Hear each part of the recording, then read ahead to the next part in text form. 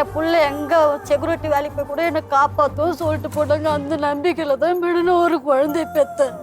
இப்போ என்ன ரொம்ப கஷ்டப்படுத்துறேன் மேடம். என்ன பிபி அதிகமாக ஏறி தலையில ரத்த கசி வந்து ஆஸ்பத்திரி கையமா 6 மாசமா நான் கூட்டிட்டு போய் என்னால முடியல மேடம். என் குழந்தைய வச்சு நான் நடுவு தரல நின்றுட்டு இருக்கிறேன். இப்ப வேலைக்கும் போக முடியல.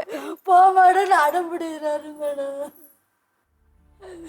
எனக்கு அழுதாதே கடலை இப்போ தண்ணி வர்றதுக்கு ஸ்டெடியில் இல்லாத நான் பத்து வீட்டில் அழுது அன்னைக்கு குழந்தை வெளியே விளையாடினுக்கிறேன் மேடம். ஒருத்தவங்க பாப்பா விட விளையாடி சோறு விட்டுறாங்க மேடம்.